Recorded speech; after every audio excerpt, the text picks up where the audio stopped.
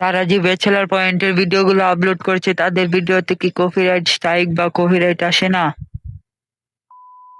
Hey guys, আসসালামু আলাইকুম। তো আজকে আমরা জানবো যে ব্যাচেলার পয়েন্টের ভিডিও এরকম নরমাল চ্যানেলে বা আনঅফিসিয়াল চ্যানেলে আপলোড করলে কি কপিরাইট আসবে বা কপিরাইট স্ট্রাইক কি আসবে। তো সেটাই আজকে জানবো। আর যদি কপিরাইট না আসে তোমরাও কিন্তু খুব সহজেই ইনকাম করতে পারবা। দেখো, এরকম ভিডিওতে কিন্তু মিলিয়ন মিলিয়ন ভিউজ আসে।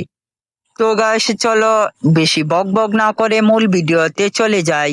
তো এরকম ভিডিওগুলোতে কপিরাইট স্ট্রাইক কপিরাইট আসে কি না তা জানার জন্য প্রথমে ইউটিউবে সার্চ করলাম ব্যাচেলার পয়েন্ট লিখে, তখন অফিসিয়াল চ্যানেল থেকে একটি ভিডিও ডাউনলোড করলাম। আর এই ভিডিওটাকে একটু এডিট করে আমরা ইউটিউবে আপলোড করব। তার জন্য আবার চলে গেলাম ইউটিউবে, আর সেখানে গিয়ে আমরা ফাইনালি ভিডিওটা আপলোড করে দিলাম। এখন কিছুক্ষণ পর আমাদের ভিডিওতে কপিরাইট। তো এখন তো বুঝতেই পারতেছো, এরকম ভিডিওতে কিন্তু কপিরাইট চলে আসে। আমার ভিডিওতে কিন্তু কপিরাইট চলে এসেছে।